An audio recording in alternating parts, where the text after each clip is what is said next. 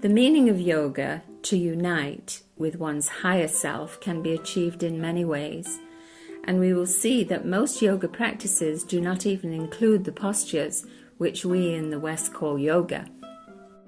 Bhakti Yoga is a yoga of devotion or divine love, where everything that we do, every act, is in the service of God. In Bhakti we become detached from the material world and seek to become totally absorbed in the Absolute. But this does not necessarily mean that we have to give up a modern way of living, as long as everything that we do is in the service of God and we become one with the true self.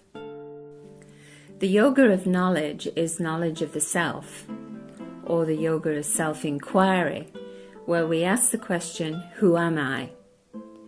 When we reach the higher levels of consciousness, then we become self-realized and understand fully who we are.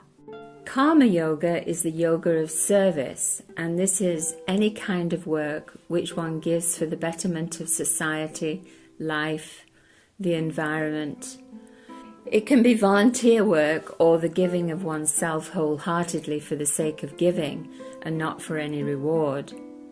This does not mean that there cannot be reward for the work done, but the intent must be for the work and not for the payment or some type of reward. Then it ceases to become Karma Yoga. Hatha Yoga is the only yoga which includes yogic postures and has been popularized in the West mainly by Iyengar. These practices have contributed enormously to the increase in popularity of yoga and have still maintained the aspects of yoga practice.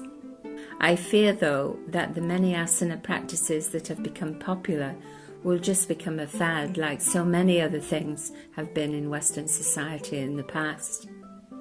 It is the deeper principles of yoga and Ayurveda which make the practice a lifelong habit, not something that is picked up once in a while to fix a mental or physical problem.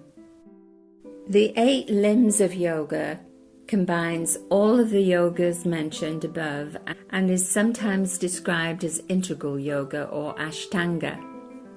Ashtanga means 8, so any practice which calls itself Ashtanga must include all the 8 steps to reach higher levels of consciousness and include regular meditation practice. This was the system described by Patanjali in the Yoga Sutras.